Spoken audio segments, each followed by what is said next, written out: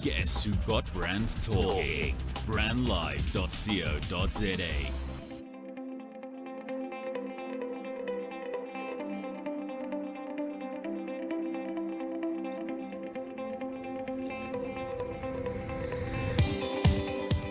You're listening to our social newscast with me, Sam Marshall, and today we continue our conversation as we've done during this COVID period, speaking to leaders in organizations and companies that are doing exceptional stuff. Today is no different.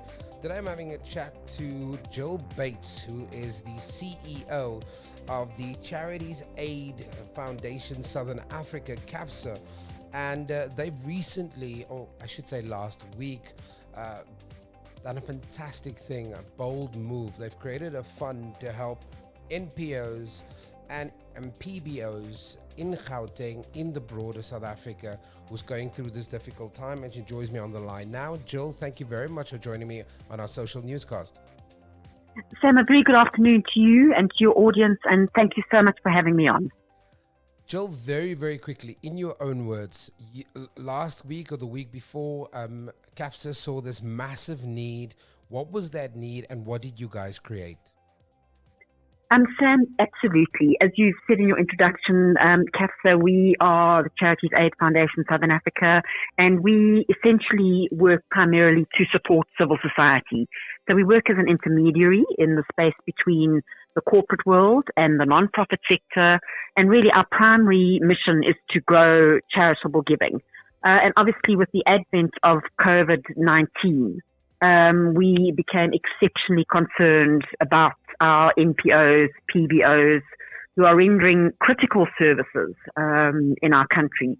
And it occurred to us, looking at the spread, looking at the implications worldwide, that we just could not face a situation where organizations rendering such critical services could effectively close their doors, which we know would be, as civil society is a really important pillar of our democracy. And we just cannot have a circumstance where civil society is threatened. So that led us to do some thinking with our board and our partners and our investors, and we issued the call for contributions to an emergency fund to support these organizations on the 1st of April. Now, Jill, these are men and women that are in this face of this seriously difficult time at the moment, in the face of this pandemic, that have decided to continue supporting their communities and individuals within those communities. What are some of the services that they are rendering at this point? That, I mean, it's easy for us sitting in our homes in self-isolation. We obviously are cognizant of the fact that there are communities, individuals in need, but sometimes we don't completely understand the services that's being done, being serviced on the ground as we speak. So what are some of the work that these organizations are doing? Sam, I think that you're absolutely right. And first of all respect and support to those workers who are working at the front line in the face of terrible risks. And the critical services that many of our NGOs and PBOs render are very broad, but effectively they render services to the most vulnerable members of our society. So those would be babies, children, the elderly, disabled people. We're looking at shelters, we're looking at hospices, obviously animal welfare organizations as well. So there's a really, really broad spectrum of services that are being rendered. And as I say, our concern is that these services are rendered to our most vulnerable members in society, who are stuck in homes, who are now, increasingly food insecure, for example. And are literally facing starvation. So those are our most vulnerable people that we are desperately concerned about, and we want to support these NGOs that are rendering such amazing services in very, very challenging times. And of course, they have now had funding cuts. They've been traditionally under-resourced as civil society, but now the current crisis brings increased difficulties. So that's why we wanted to focus on those organizations and their beneficiaries. And I do think that at the beginning, Jill, and you can correct me, when the president made this announcement on the 15th of March, and then since then he's made a couple of other announcements, especially around how funding mechanisms would work for formal and informal business, many were really questioning what would happen to those organizations that play in the space of dealing with individuals at the cold face of being vulnerable. And CAFSA then finally responding to this in a small way does help to address some of those fears and anxieties that they're feeling at the moment. Well, absolutely, Sam, and that's really what our emergency fund was set up to deal with, to deal with those who are in a critical situation. And in fact, as a result of that call, Sam, we have also been requested by the Oppenheimer Generations Foundation, who likewise are extremely concerned about the NGO sector and the vulnerable people it serves. And in fact, they have made available a once-off emergency grant for non-profits rendering services in the feeding space in Gauteng. So they've approached CAP Southern Africa to manage that grant. So we put out a call for proposals that went out this weekend. And we've had a huge response from the South African non-profit sector, which just shows us, the critical space that they are in. But I think at this time, Sam, as you said, so many initiatives are now being launched. And for us at CAFSA, it's really now, it's all about collaboration. No matter what sector or wherever we work, this is a common enemy that is no respecter of race, class, etc. And for us now, we are really, reaching out to our non-profit partners. We're also in constant discussions with our corporate clients, obviously our international offices as well, because now is the time for collaboration and partnerships as we face this pandemic together. Jill, so this fund is now it's already working. There's been a call out to nonprofits to those PBOs. They've responded, but obviously there's limitations to a fund. It's not as if you've got billions and billions to deal with. What are some of the criteria that you've had to really reflect upon and put in place in order to help those individuals? Sam, I think you're absolutely right. The needs are infinite, but the resources are finite, as you absolutely correctly say. So we've worked very hard with the family to really help them think about where they wanted, their money to go. And they said to us that they really wanted to look at those smaller organizations that are extremely vulnerable, who might not be part of a larger infrastructure, a large network, who might not have, a large amount of funds available. So we've concentrated on those organizations that, for example, have a head count of 30 employees or below. We're looking at an annual turnover of 5 million or less. And obviously the organizations need to be, operational during this lockdown. So they need to be, recognized essential services providers in terms of the Disaster Management Act. And we've tried to make it as simple as possible, Sam. We don't want to make this onerous, and nor did the Oppenheimer family either. So, we've really tried to streamline our application process, not make it onerous. But obviously at the same time, CAFSA is very mindful of its governance and its compliance imperatives.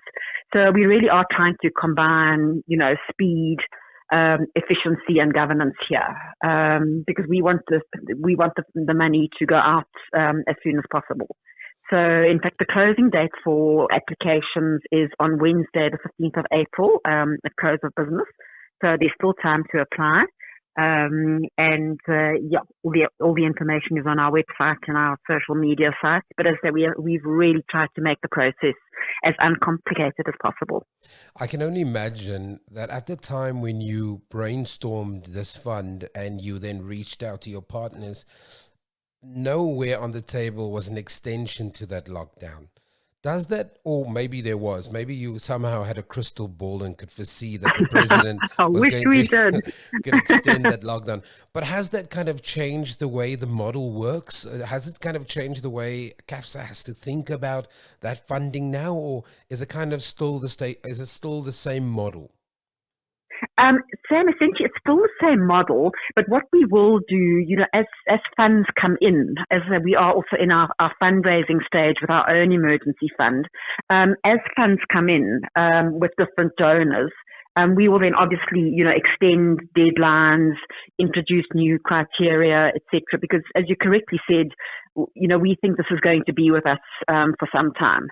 So, this is not going to be a quick fix. So we're constantly thinking with our partners, strategically how we can manage the extension of this lockdown. And, obviously we're thinking about the possibility that it might even be further extended.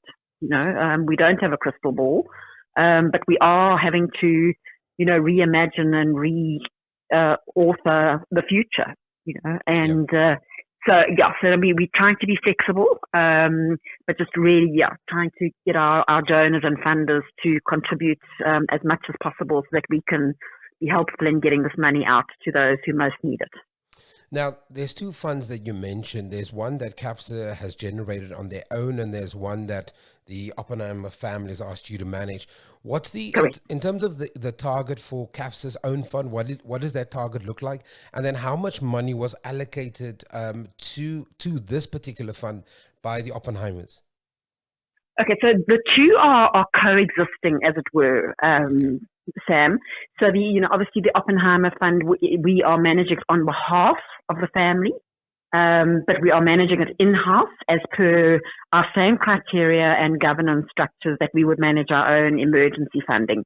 Our own emergency fund, as I said, that was recently launched, is very much in the fundraising stages, Sam. So we, in fact, haven't set targets. We've just reached out to our partners and investors and our international offices to make contributions. And once those funds start flowing, obviously we are in discussions now. Many of our corporate clients obviously are re-looking at how they can help. For example, we manage a number of payroll giving programs for some of our corporate clients. So they are looking at actually requesting their staff to try and even give more on a monthly basis, to help those in need. So we are looking at different ways that corporates can help and assist this fund. Okay, and then you talked about also a little bit earlier. You talked about the speed of this turnaround time. It hasn't given organizations a lot of time. I mean, this has been less than a week. But what would your payout? I mean, obviously, once an organization has met their criteria, they've been vetted. What do you see that turnaround time to be, Jill? Sam, we're very mindful that the turnaround time has to be very, very fast. So, in fact, we are looking at a turnaround time of between 4 and 5 days of finalizing the approval, and then obviously our recipients will need to sign grant agreements with us as part of the process. Again, we streamlined that process of very much. So once those grant agreements are signed, we obviously will be in possession of all the banking details, which will have been vetted. So we expect the funds to flow, as I say, between 4 and 5 days. Final question. You're obviously on the ground. You are having multiple conversations in different spaces. We are now facing the extension of that lockdown. What are some of the managing agents of these various organizations, these PBOs, NGOs? What are they saying to you, Jill? What's the situation like on the ground at the moment? Sam, yeah, I think at a high level, I think it's fair to say that the situation is dire for these organisations, and many of them face the very daunting prospect of either having to close their doors or to retrench staff, etc. And that comes at a time, Sam, where there's diminished resources, but at the same time an increased need for services. So that places NGOs in a most terrible position. So I think it's fair to say that the situation is absolutely dire, and we're talking with our non-profits a lot, and we're also talking about the need to think differently, to look at innovation, to leverage technology, obviously, a willingness to look at collaboration and partnerships, which is quite difficult, in a sector where there's been a lot of competition for limited resources. It's really about agility, trying to adapt, being flexible, etc. Keeping costs down, keeping communications going. We're encouraging our non-profits to keep in touch with their donors and to look at ways that those relationships can be maintained. So it's a crisis for our non-profit sector in South Africa, and I suspect world round. Yeah, one of the things we didn't talk about, Jill, and it just popped in as you talked about the situation, is that CAFSA also recently, and you can correct me if I'm wrong, there was a report that was recently done, and a lot of NGOs in this COVID period, or just pre the COVID period, there was a kind of questionnaire, and then a report was compiled around the kind of situation with NGOs at the moment. And that report has already been circulated in the media. But just very, very quickly, kind of what was the gist of that report?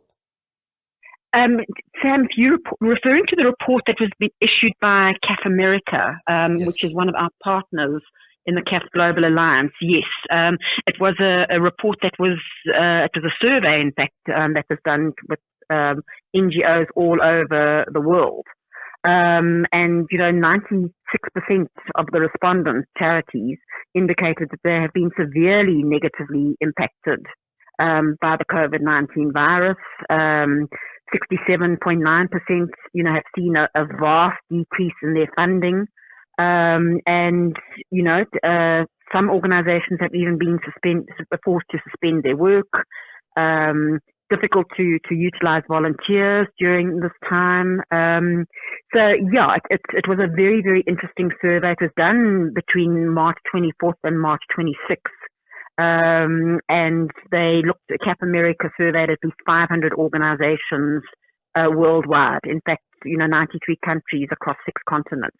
And just each of the organizations, the vast majority, indicating that they are absolutely in crisis. For more stories like these, go to www.social-tv.co.za. Subscribe to us on YouTube and follow us on our social mediums.